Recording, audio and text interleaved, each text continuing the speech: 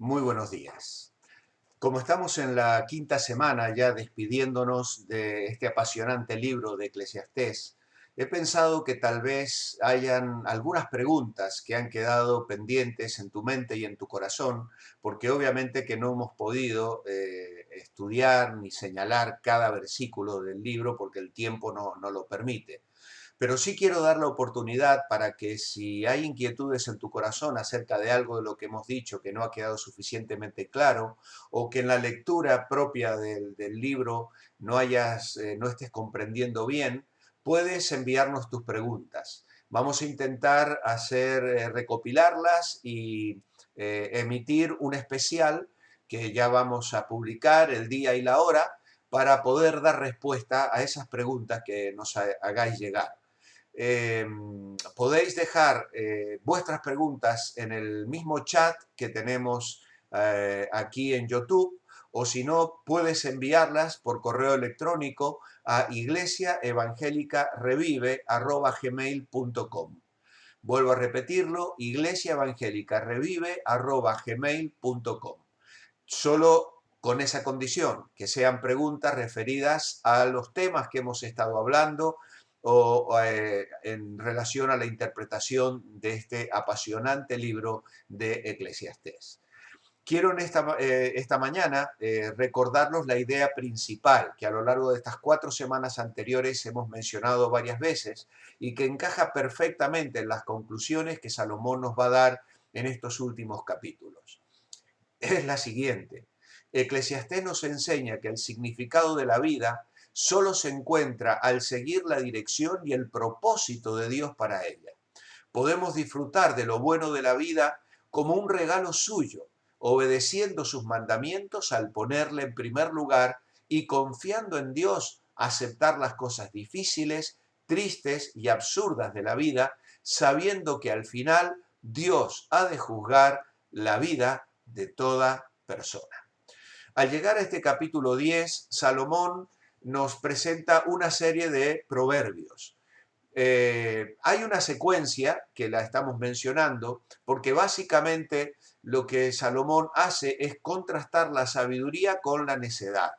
Ayer decíamos que estos últimos capítulos son como un cajón desastre. Abres el cajón y te encuentras una serie de botones de distintos tamaños y colores. Y esto es lo que vamos a estar viendo en esta recopilación de proverbios con las que Salomón va a acabar su discurso. Ahora bien, él está contrastando la sabiduría con la necedad. Ayer hablábamos de gobernantes necios y hoy tenemos que hablar de trabajadores necios. En el versículo 8 dice, el que cava un hoyo caerá en él y el que agrieta un muro le morderá la serpiente. Quien corta piedras se hiere con ellas, el que parte leña puede hacerse daño.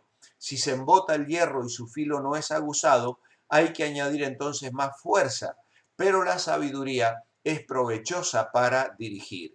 Si muerde la serpiente antes de ser encantada, de nada sirve al encantador. Salomón está describiendo que quienes trabajan sin cuidado, sin sabiduría, sufrirán las consecuencias por no trabajar de una manera eficiente. En este sentido, describe al que cava un hoyo y luego, por falta de sabiduría, cae en él, es decir, no ha tomado las suficientes precauciones. Ahora bien, algo que tenemos que recordar es que el necio detesta aprender. En Proverbios capítulo 12, versículo 1 dice, el que ama la instrucción, ama la sabiduría, mas el que aborrece la reprensión es ignorante. En el capítulo 15, versículo 5 dice, el necio desprecia el consejo de su padre, mas el que guarda la corrección vendrá a ser prudente. El necio también es impulsivo y falta de tacto. Eh, Reacciona muchas veces y lo hace de una manera inadecuada. Ya lo hemos mencionado en relación a la ira o al enojo. Dice el necio, al punto da a conocer su ira, Proverbios capítulo 12, versículo 16. Mas el que no hace caso de la injuria es prudente. Así que el trabajo es más fácil cuando lo hacemos con sabiduría. Siempre recuerdo la anécdota de un joven que entró a una empresa que talaba bosques. Y los primeros días la producción de este joven fue verdaderamente extraordinaria, pero con el paso de los días comenzó a decaer al punto tal que el capataz vino y le dijo, mira, estás produciendo tan poco que en realidad vamos a tener que despedirte. Entonces el joven le dijo, pero si trabajo más horas que los demás, hago muchísimo esfuerzo. Y entonces de pronto le dijo, ¿has tomado un tiempo para afilar tu hacha? Y justamente es lo que este proverbio nos dice. Es mejor frenar, detenerse, tomar un tiempo, reflexionar en la vida acerca de todas las cosas, tanto en el hogar, en el matrimonio, en la iglesia, el ministerio, el trabajo. Tenemos que mejorar los recursos que tenemos y afilar el hacha para entonces poder ser más productivos. Luego tenemos los habladores necios. Versículos 12 al 15 dice, las palabras de la boca del sabio son llenas de gracia, mas los labios del necio causan su propia ruina. El principio de las palabras de su boca es necedad, y el fin de su charla nocivo desvarío. El necio multiplica palabras, aunque no sabe nadie lo que va a pasar. ¿Y quién le hará saber lo que después sucederá? Así que aquí tenemos a una persona necia que habla, pero lo hace con palabras destructivas. La persona sabia hablará con palabras amables, que son apropiadas para los oyentes y para cualquier ocasión. Por ejemplo, Proverbios 10:32 dice, los labios del justo saben hablar lo que agradan, mas la boca de los impíos habla perversidades. Qué triste es cuando nuestro lenguaje es un lenguaje destructivo, cuando nuestras palabras, como lo compara el propio Proverbios, es comparada a un arma de guerra. Hay un proverbio que dice, hay hombres cuyas palabras son como golpes de espada. Más tarde en el Nuevo Testamento, Santiago hablará de la lengua que enciende con una chispa un gran fuego, que consume un bosque. Incluso Santiago también habla de bestias venenosas. ¿Por qué? Porque son palabras irrazonables, son palabras que no tienen sentido, como dice el versículo 13. El principio de las palabras de su boca es necedad y el fin de su charla nocivo desvarío. Son palabras también sin control. Multiplica palabras, dice el versículo 14. Tiene la tendencia de hablar antes de saber lo que se está diciendo.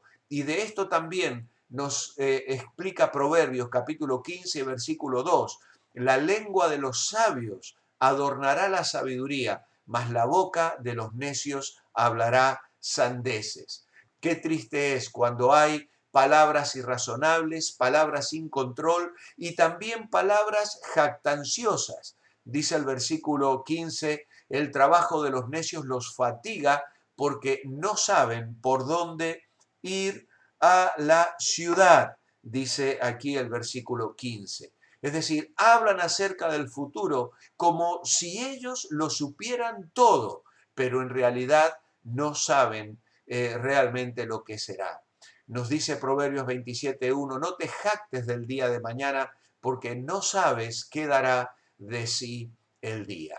Así que una de las cosas que tenemos que cuidar en nuestra vida cristiana es hablar palabras con gracia, como dice el Nuevo Testamento, sazonadas con sal, para que sepáis cómo debéis responder a cada uno. Y yo muchas veces espero el día en que, como dice el Antiguo Testamento, Dios ha de bendecir y hacer que el lenguaje de los seres humanos se vuelva uno, que podamos todos servir al Señor de común consentimiento, de modo tal que ya nuestra lengua, nuestro modo de hablar no perjudique, no dañe a los demás, sino que siempre sea una manera de bendecir. Y nos despedimos ya de este capítulo con los últimos versículos que habla de la necedad en aquellos que tienen un trabajo o que ejercen un liderazgo o que son funcionarios. Dice el versículo 16, ay de la tierra cuando tu rey es un jovenzuelo y tus príncipes banquetean de mañana. Bienaventurado tú, tierra, cuando tu rey es hijo de nobles y tus príncipes comen a su hora para reponer sus fuerzas y no para banquetear. Así que aquí se nos habla de líderes que usan la autoridad para edificar la nación, mientras que los meros funcionarios usan a la nación para edificar su autoridad. Usan los fondos públicos para sus propios fines egoístas. Los inmaduros, dice aquí el versículo 18, dice, por la pereza se cae la techumbre y por la flojedad de las manos se cae la casa. Esto nos habla de personas inmaduras que disfrutan los privilegios, pero ignoran las responsabilidades. Mientras que las personas maduras ven las responsabilidades como privilegios y las usan para ayudar a otros. Así que, qué importante es esto. Versículo 19 dice, por el placer se hace el banquete, y el vino les alegra la vida, y el dinero sirve para todo. Ni aun en tu pensamiento digas mal del rey, ni en lo secreto de tu cámara digas mal del rico, porque las aves del cielo llevarán la voz, y las que tienen alas harán saber la palabra. Esto nos recuerda a un viejo dicho que usamos muchas veces, me lo contó un pajarito, ¿no? Y la verdad es que todos debemos respetar la posición y lo que representa cada funcionario.